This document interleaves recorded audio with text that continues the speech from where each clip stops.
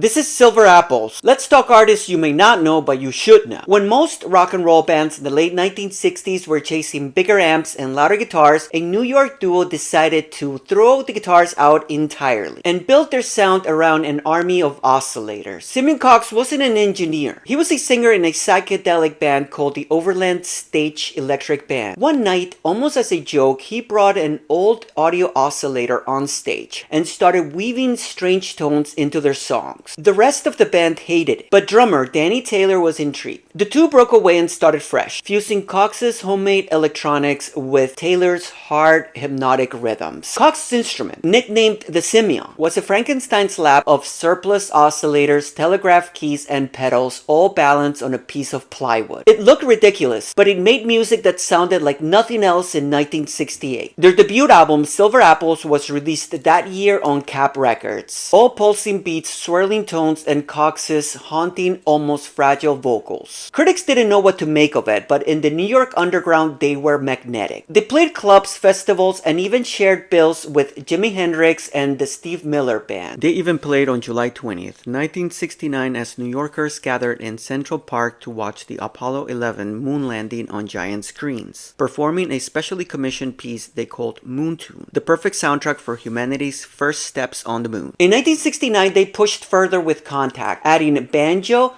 trumpet, and more complex rhythms to the mix. The album cover showing the band in a Pan Am jet cockpit seemed harmless until you look in the back to find the two sitting amid the wreckage of a crashed plane. Pan Am was not amused. They sued. The album was pulled and the label dropped them. Just like that, Silver Apples were grounded. For years, Cox drifted out of music, moving to Alabama and working odd jobs. Danny Taylor stayed in New York, working in construction. The records became collector's items, traded by fans, and quietly inspired a new generation of experimental musicians. From Portishead to Stereolab to Spaceman 3, in the mid-1990s, bootleg reissues reignited interest, and Cox reformed Silver Apples. A fateful phone call reunited him with Taylor, and they recorded new material before Taylor's passing in 2005. Simeon kept the project alive as a solo act until his death in 2020 at the age of 82. Silver Apples never had a hit single. They never played stadiums, but they were one of the first to prove that electronics could be the heartbeat of a band, paving the way for decades of music to come. They weren't ahead of their time. They were in a time of their own. And remember, as always, no gatekeeping.